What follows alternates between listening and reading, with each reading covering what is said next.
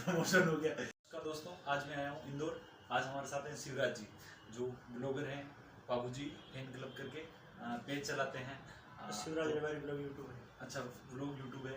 इनसे पूछेंगे कि ये इंदौर में पिछले 15 साल से रह रहे हैं, तो इन्होंने इन 15 साल में इंदौर में क्या क्या स्पेशल देखा है वो बताइए। जब मैं 2007 में इंदौर में आया था, इंदौर की कंडीशन बहुत ये थी। अच्छा। 2007 से 8, 9, 10 जैसे 2025 एंड हुआ, लगातार इंदौर 7 बार स्वच्छता में नंबर 1 है पूरे भारत में। अच्छा। और इस बार 8वीं बार भी होने में, क्योंकि आपको कहीं पूरे इंदौर में आपने आए तो कहीं भी बड़े डस्टबिन नहीं मिलेंगे, हर जगह पूरी रोड सफाई मिलेगी और हर जगह वो वाले 3 कलर के डस्टबिन मिलते रहेंगे। जब रात को है ना, मैं सफर कर रहा था तो बाइक पे आ रहा था, तो रात में रोड की सफाई हो रही थी। हाँ, मशीन से सफाई हो रही वो थी। क्या होता है कि निकाल रहे थे, दिन में सफाई नहीं होती, रात को 2-1 बजे बाद पूरे हमारे जो स्वच्छता सैनिक बोलते हैं इंदौर में, स्वच्छता कर्मी, वो रात को 1 बजे के बाद निकलते हैं और 4 बजे तक सफाई करते हैं। अच्छा। मशीन मतलब धुलाई होती है, पहले झाड़ू निकलेगा, फिर धुलाई होती है, उसके बाद फिर फोगिंग होता है। अच्छा। दवाई भी छिड़कते हैं,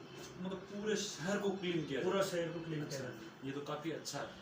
और यहाँ के जैसे मतलब यहाँ के जो ये काम करने वाले, ये तो अच्छा काम करें, आप इसमें विशेष योगदान कैसे देते हो? आप साफ सफाई का कैसे ध्यान रखते हो? नहीं, जैसे कि मैं कहीं भी जाता हूँ तो अगर मैं मार्केट से कुछ चीज खरीदता हूँ तो अगर मैं खा के रहता हूँ तो उसकी पन्नी रहती है, मैं इधर उधर नहीं डालता हूँ। अच्छा। मैं कूड़े में डालता हूँ। अच्छा। जहाँ डस्टबिन लगे हो, अगर डस्टबिन हर आपको डिस्टेंस पे डस्टबिन मिल जाएंगे, हर डिस्टेंस पे आपको वॉशरूम मिल जाएंगे। यहाँ पे कोई खुले में शौच नहीं कर सकता। पूरा इंदौर में हर जगह आपको चौराहे पे वॉशरूम मिलेंगे। ये बहुत अच्छी व्यवस्था है, क्योंकि बाकी तो है ना, अगर किसी शहर के नागरिक उस शहर को स्वच्छ बनाने में योगदान नहीं देते तो वो सफाई कर्मी है, वो कुछ नहीं कर सकते। यहाँ के जो एक छोटा सा बच्चा है, वो भी चाय पी के भी उस डिस्पोजल को डस्टबिन में डाल रहा है, तो वो स्वच्छता में बहुत बड़ा योगदान है। यहाँ का व्यवस्था, जितनी भी सिटी बस है, कोई भी बस है, उसमें डस्टबिन मिलेगा। अच्छा। हर बस में। अच्छा। तो अगर आप बस में भी सफर करो तो आप डस्टबिन में डालोगे। कहीं भी आ रहे इधर तो थूक दिया तो फाइन कट जाएगा। आपने कचरा डाल दिया तो भी आपका नगर निगम फाइन काट देगी। नगर निगम की जो येलो वाली गाड़ियाँ हैं, सबके अलग अलग जोन बटे हुए। अच्छा। और सबके अलग अलग जोन पर स्वास्थ्य विभाग की अलग टीम है, उसकी टीम है, अलग अलग टीम है। तो उस टीम में पूरा स्पॉट ऑन द वे जाके फाइन काट देगी। आपकी दुकान के आगे कचरा है, आपने गंदगी करी, फाइन। दरअसल ऐसा देखा जाता है कि लोग बाग बहुत सारे जो चाय वाले होते हैं ना, चाय की थड़ी वाले, तो वो क्या करते हैं कि डस्टबिन यूज में नहीं लेते। पर यहाँ पे देखने को मिला कि अधिकतर लोगों के पास डस्टबिन रख रखे हैं। तो आप रखोगे डस्टबिन तो कोई बाहर का भी है या फिर यहाँ का लोकल भी है तो वो उसके अंदर ले जाके डालेगा। अब मेरी आदत क्या पड़ गई, जैसे मैं इंदौर में रह रहा हूँ, स्वच्छता में कहीं दूसरी सिटी में जाता हूँ ना, और कहीं मतलब मार्केट छोटे में लोग चाय के डिस्पोजल लेके डाल देते हैं, मैं डस्टबिन ढूंढता हूँ। डस्टबिन ढूंढते ये सबसे मेरे साथ आदत बन गई।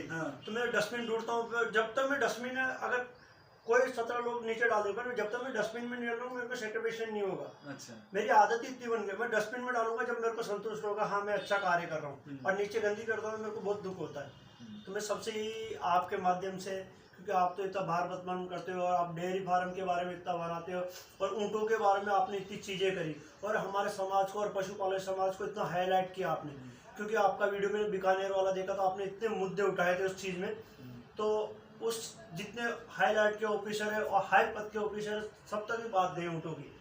तो ऊँटों के बारे में पहले कोई बात नहीं करता था। आपने जब से ये मैंने इंडियन एग्रो चैनल आपका देखा, मैं देखता रहता हूँ, तो इसके माध्यम से आपने बहुत सारे लोगों को जागरूक कर। मेन बात तो ये, बहुत सारे लोगों का डेयरी फार्म चलते नहीं थे और लोग है ना, जैसे 2000 का 5000 का, जैसे मैंने बताया था आपको, बच्चे भेज देते थे। आपके माध्यम से, आपके यूट्यूब चैनल से और आपका इंस्टाग्राम आईडी है जो इंडियन एग्रोट है, उसके माध्यम से लोगों को पता चला कि आप 2000 का बच्चा नहीं है, 6000 का बच्चा है। तो आपके वीडियो से बहुत सारे लोगों को इम्प्रेशन, मतलब इम्पैक्ट पड़ रहा है उनके जीवन में, जो उनका जो जानवर का वास्तविक मूल्य वो मिल पा रहा है। बहुत सारा नवाचार हुआ है कि मेरे जिस बेल्ट में, जैसे मैं नीमच बेल्ट है, चित्तौड़ बेल्ट है, भिलवाड़ा बेल्ट है, उस बेल्ट में रहता हूँ। जैसे नीमच की बात कर ले अपन, तो वहाँ के भेड़ की 2 महीने के बच्चा है, उसकी कीमत 6000 रुपये। बहुत अच्छा असर पड़ा। उनको देख के जो दूसरे आसपास वाले एरिया के लोग हैं, तो वो भी सोच रहे कि ये नीमच वाले क्या खिला पिला रहे हैं, 2 महीने में इतना हष्ट पुष्ट कैसे कर रहे हैं, और वो जो 6000 की रेट ले रहे हैं वो कैसे ले रहे हैं, क्योंकि दरअसल जो आम पशुपालक है या भेड़ पालक है, वो 5-6 महीने रखेगा अपने यहाँ पे, उसके बाद उसको 6,000 रुपए कीमत मिलेगी, जबकि वो 2 महीने में ले रहा और 4 महीने उसके फ्री के हो गए आगे, और उस पर काम करेगा और अच्छा रिजल्ट लेके आएगा। तो इस तरीके से जैसे कि अब अपन बात करते हैं, आपने वापस आपको इंदौर की तरफ लेके आता हूँ कि आप 15 साल से इंदौर में रह रहे हो, आपने इस इंदौर में क्या क्या स्पेशलिटी देखी कि जो चीजें दूसरे शहर में कहीं देखने को? देखो मैं अधिकतम भारत भ्रमण कर चुका हूँ। हाँ। मेरे को घूमने का बहुत शौक है, बहुत सारा मैं गुजरात का ही, पर मेरे को कोटा और इंदौर खाने के मामले में इनके मुकाबले कौन सी सिटी नहीं है। अच्छा। आप रात में कहीं भी चले जाओ और कौन से भी चौराहे पे चले जाओ, आप चाय बहुत प्यारी, क्योंकि राजस्थानी और मालवा के लोग तो चाय, हर जगह के लोग चाय के लवर होते हैं, तो चाय यहाँ बहुत जबरदस्त मिलती है। और रात में अगर आप कहीं सिटी बंद हो जाती है, पर रात में सरापा बाजार है यहाँ का। अच्छा। जितने बड़े बड़े सेलिब्रिटी सब कुछ आते हैं सरापा में अपना चटोरे लोग बोलते हैं इंदौर। अगर दाल भी खाएंगे तो नमकीन डाल के खाएंगे, सेव डाल के खाएंगे। अच्छा। पोहे में क्यों सेव? इंदौर के पोहे इसलिए, जैसे कोटा की कचौरी फेमस है, इंदौर के पोहे फेमस है। अच्छा। यहाँ के भुट्टा का खीस, ग्राड़ू, बहुत सारी चीजें फेमस है। जैसे कि 56 दुकान है यहाँ पे, 56 दुकान में क्या एक ही लाइन से 56 दुकान है और स्ट्रीट फूड है, तो वहाँ पे लोग आते हैं, अपना टाइम स्पेंड करते हैं फैमिली के साथ, बहुत अच्छी जगह है। एक बार वापस आपने को अपने घर से जोड़ता हूँ, जैसे कि आप यहाँ 15 साल से रह रहे हो, 15 साल आपने यहाँ पे एज ए शेफ के रूप में काम किया, कुक के रूप में काम किया, है ना? तो जब आपने शुरुआत की थी तो कहाँ से शुरुआत की थी? देखो मैं शुरुआत में जब तीसरी क्लास में पढ़ता था ना, तो मैं 2 महीने की छुट्टी लगती थी, मेरे पास एक मतलब छोटा सा कस्बा रहता हाईवे पे, तो मैं वहाँ चाय की दुकान पे काम करता था। मैं 8 साल का था, 2 महीने के मैं चाय की दुकान पे काम किया, फिर मैंने कंस्ट्रक्शन का काम किया, उसके बाद मैंने भेड़ बकरी का किया, उसके बाद मैं ट्रक, मतलब हर फील्ड में मैंने काम किया। अच्छा। आज आके मैंने होटल में स्थिर हूँ मैं, पर मेरा ज़्यादा इंटरेस्ट है मैं भेड़ बकरी गाय भैंसों में। अच्छा, आपने इसमें होटल वाले में इसमें कुछ पढ़ाई भी कर रखी है? मैंने मैनेजमेंट किया IHM गुरदासपुर से। अच्छा, होटल मैनेजमेंट। हाँ, और धौलपुर से भी डिप्लोमा किया मैंने। अच्छा, वहाँ से डिप्लोमा किया। और अभी यहाँ पे कौन से होटल में काम करते हैं? सयाजी होटल में। सयाजी होटल, जो सेंट्रल इंडिया की सबसे बड़ी होटल है। सेंट्रल इंडिया की सबसे बड़ी होटल में काम करते हैं। जैसे अभी है ना, आप मुझे बता रहे थे कि अपन थोड़ी देर पहले बात हो रही थी कि अभी भी आप भेड़ बकरी से जुड़े हो, उसके पीछे क्या रीजन? मेरा क्या है, साथ साथ ये तो साइड है ही, पर मेरा इंटरेस्ट हमेशा खुद के बिजनेस पे है। इसी आपसे भी मिला तो आपने इंप्रेशन मिला कि बोला खुद आप चाहते तो नौकरी भी कर सकते हो, नौकरी की जगह पर अपना बिजनेस बहुत मायने रखता है। देखो जिंदगी निकल जाती है, अब बिजनेस रहेगा तो घर परिवार सब साथ में रहेगा, और खुद की काम में अगर हम 15 घंटे दूसरी जगह देते हैं तो अगर 8 घंटा हम घर में दे देंगे 10 घंटे, तो हमारे लिए बहुत बेनिफिट होगा। तो इसलिए मेरा मन जाता है बार बार में, क्यों ना यार मैं अपना खुद का कुछ करूं। देखो यहाँ पे भाई साहब 15 साल से यहाँ पे रह रहे हैं, अच्छा खासा कमा रहे हैं यहाँ पे, फिर भी वापस गांव बुला रहा है, तो अंत तो गत्वा अपने को लौटना घर की तरफ। और ज्यादातर आपकी वीडियो देख के और मेरा मन हो जाता है कि मैं भाई साहब की वीडियो देख के, क्योंकि जैसे अभी रिसेंटली आपने वो भैंस वाला लेडीज का वीडियो डाला, वो 127 के पहुंच गया, मतलब कल ही वीडियो डाला, अभी 127 के पहुंच गया इंडियन एक रोड पे।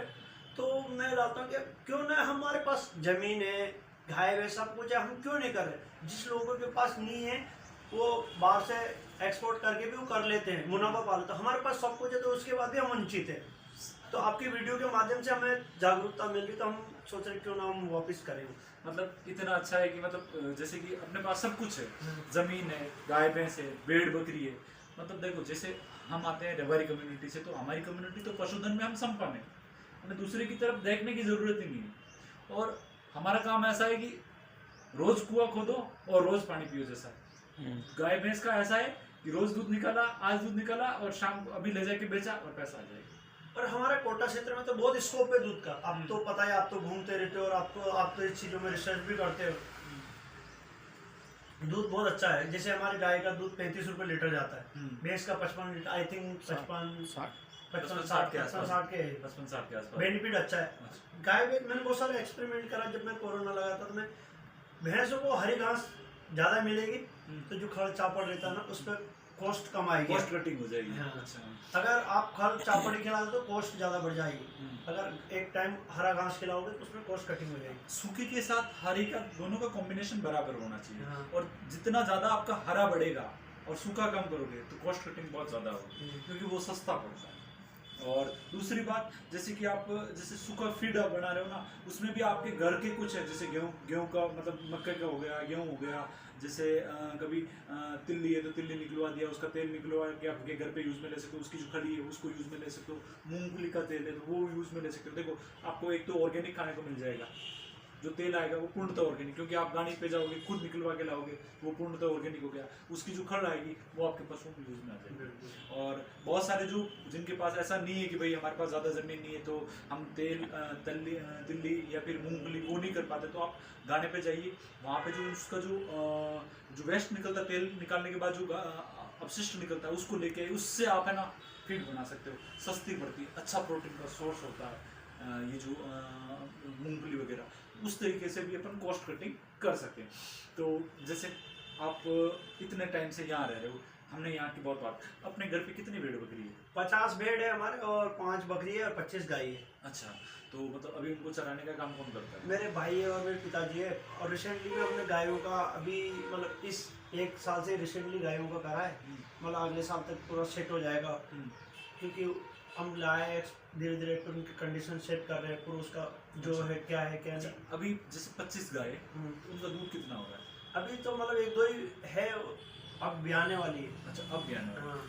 हाँ, 5-7 गाय जाएगी। आने वाले टाइम में मैं इनको भी गाइड करता रहूँगा, ताकि है ना जो इनका जो मिल्क प्रोडक्शन है वो ज़्यादा से ज़्यादा बढ़े। जैसे 25 गाय है तो कम से कम इनका तकरीबन 1 क्विंटल के आसपास दूध हो गए, तब जाके ये फायदे में आए। अगर कोई भी मतलब अगर कमर्शियल डेयरी फार्मिंग कर रहा है, जैसे विदेशी गाय पे जा रहा है तो 10 लीटर से ऊपर की होनी चाहिए, देसी में 5 से प्लस होनी चाहिए। जैसे आप गिर पे काम कर रहे हो तो 5 से प्लस की है तो आपका फार्म सक्सेसफुल की श्रेणी में आता है, नहीं तो आपको कहीं ना कहीं मतलब एक बंद होने की तरफ रुख करना पड़ेगा। क्योंकि एक टाइम ऐसा होता है गिर जैसे अपनी प्योर गिर है तो प्योर गिर में रिपीट ब्रीडिंग की भी प्रॉब्लम आती है। रिपीट ब्रीडिंग अगर उसको फीड मैनेजमेंट सारा सही नहीं रहा तो ऐसी समस्या आती है। पर जब डेयरी से अच्छा पैसा आएगा, जैसे 1 क्विंटल दूध हो रहा है 35 का जा रहा था, 3500 रुपये का सुबह का हो गया, 3500 का शाम का, 7000 का दूध हो गया, 7000 में से 2000-3000 आप खिला भी दोगे तो 4000 तो बचेगा। तो वो चीज़ें सारी चीज़ें मैनेज करके अपन अच्छे तरीके से कर सकते हैं। तो अब है ना आगे का क्या प्लान है आपका? आगे का यही प्लान है कि इस भाई को सेट करके हम, जैसे कि आपसे मैंने बहुत सारी चीज़ों का एक्सपीरियंस लिया है, आपसे भी गाइडेंस मिली क्या है कि मैं फार्मिंग पे काम करूँगा। अच्छा, जैसे भेड़ बकरी है, हमारा गाय है, खेती में इन पे ज़्यादा ध्यान देना है, क्योंकि आजकल स्कोप इसमें ही है। दूध के साथ साथ हमारा जो खाद होता है हमारे उसमें काम आ जाएगा।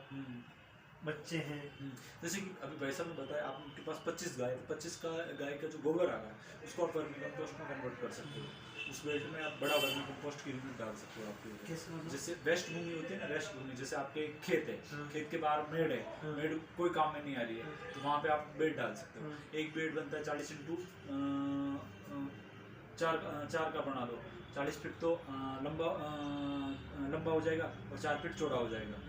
उसमें गोबर डाल दो, गोबर में वर्मी केंचुआ डाल दो, 2-2.5 महीने में वो उस गोबर को खा के मतलब चाय की पत्ती के रूप में कन्वर्ट कर देते हैं। और वही गोबर जो 30 से 35 पैसा अपन किलो के हिसाब से बेचते हैं, ट्रॉली की रेट बेचते हैं, 2-2,500-3,000 में ट्रॉली बेचते हैं, उसी ट्रॉली की एक ट्रॉली की कीमत 10,000 हो जाती है। अच्छा, वो वैल्यू एडिशन 2 महीने का काम है। तो इस तरीके से अपनी बहुत सारी चीजें, मतलब उसको मेर पे डाल के केचुआ कहाँ से लाना पड़ेगा? केचुए तो मिलते हैं, जैसे स्पेसिफिक ब्रीड होती है जो 2 महीने में मतलब वो तो अंडे भी दे देंगे।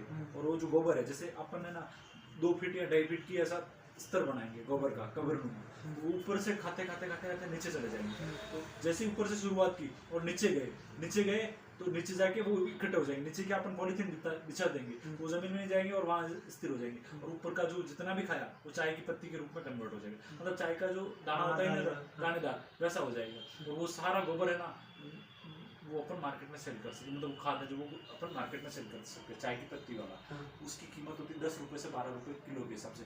जो 35 पैसे का गोबर था उसको अपन ने कितने का बना दिया?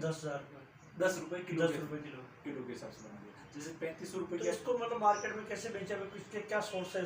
इसका सोर्स है जैसे कोई ऑर्गेनिक फार्मिंग, जैसे मुझे जरूरत है नर्सरी उनसे संपर्क, जैसे मुझे जरूरत है कि भाई मैं केमिकल वाला खाद यूज नहीं करूँगा और केमिकल डाल के जो फसल उपजाई है वो मैं सेवन नहीं करूँगा। मुझे पूर्णतः देसी चाहिए, भले मेरी प्रोडक्शन कम हो। तो उन लोगों को जिनको जरूरत है। देखो आजकल जो केमिकल ज्यादा खाने से कैंसर, बहुत सारी बीमारियां हुई, अंधाधुंध बीमारियां हुई, उनसे बचना चाहते हैं। अच्छी, जैसे आजकल कम उम्र में सफेदी आना है, बहुत सारी चीजें जो उनको ये रिजल्ट है, उन चीजों से बचना है। तो उसके लिए लोग क्या करते हैं कि जैसे गेहूँ 25 रुपए किलो आ रहा है तो वो 45 रुपए किलो के हिसाब से मिलेगा, और वो ऑर्गेनिक है, पर आगे जाके आपको बीमारियों का सामना नहीं करना पड़ेगा। तो उन लोगों को जैसे गेहूं में भी वर्मी कंपोस्ट यूज में ले रहे हैं, जैसे अफीम में ले रहे हैं, लहसुन में ले रहे हैं, टमाटर में ले रहे हैं, और घर पे जो बहुत सारे लोग क्या करते हैं छत पर बागवानी करते हैं, सब्जियां लगाते हैं, उनमें वर्मी कंपोस्ट बहुत अच्छा। अगर आप कम पैकेजिंग मतलब 2 किलो 5 किलो का पैक करके बेचोगे तो 15 रुपए किलो के हिसाब से बिकेगा। अच्छा, वर्मी कंपोस्ट बोलते हैं। हाँ, वर्मी कंपोस्ट। और मैंने जो रेट बताया ना 10 रुपए किलो,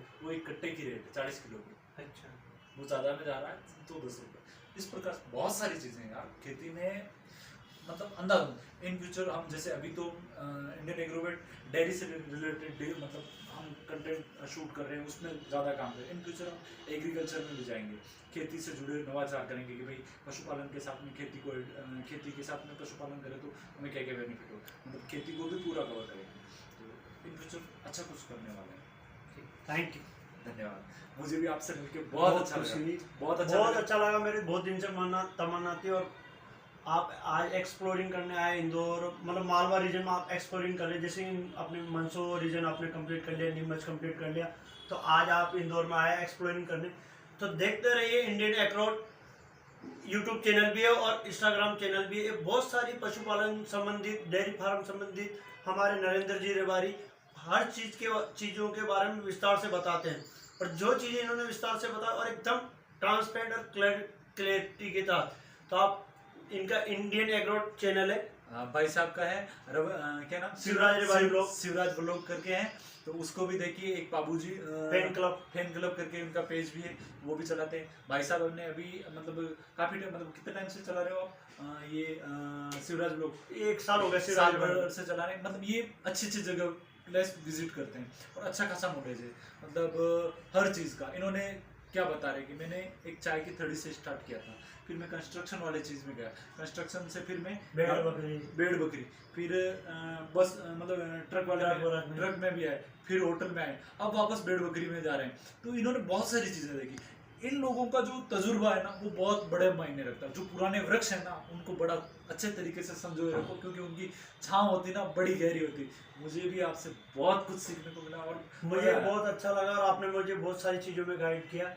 तो मैं आपके भी और सभी भाइयों से निवेदन करता हूँ, क्योंकि आप आजकल है ना, ये रील देखने से कोई फायदा नहीं है। आप जो हमें किस चीज़ से बेनिफिट है, वो चीज़ से हमें रिसर्च करना चाहिए, वो चीज़ देखना चाहिए। इंडियन एग्रोवेट ऐसी प्लेटफॉर्म है, ये नरेंद्र रेवारी जी का जो यूट्यूब आईडी भी और इंस्टाग्राम आईडी, इस पे ये फालतू की चीज़ नहीं चाहिए, आपके काम की चीज़ डालते हैं। अगर आप इस चीज़ों को देखोगे ना, तो आपके भविष्य के लिए, रील तो देखते 2 मिनट आधा घंटा का पूरा टाइम लगे, पर इनका ये एक वीडियो देखोगे, विस्तार से देखोगे ना, आपके लिए पूरा एक मोटिवेशन मिलेगा, और आप उसमें कुछ करो, क्योंकि आपके पास सारे साधन हैं, पर आपके पास दिमाग भी है, पर आपके पास गाइडनेस नहीं है। तो ये गाइड आपको करेंगे। तो आप इनके यूट्यूब चैनल और इनके इंस्टाग्राम आईडी और Facebook ID Indian Agrovet Narendra Rewari ji, इनके नंबर भी बहुत सारे रहते हैं। कोई भी पेड प्रमोशन करवाना चाहते हैं डेयरी फार्म का, तो ऑल इंडिया में इनसे संपर्क करें। मैं इनके नंबर डाल दूंगा, और इनका लिंक भी मैं बायो में दे दूंगा। तो आप बने रहे शिवराज रेवारी ब्लॉग के साथ। जय हिंद, जय भारत, जय पाबू जी महाराज की।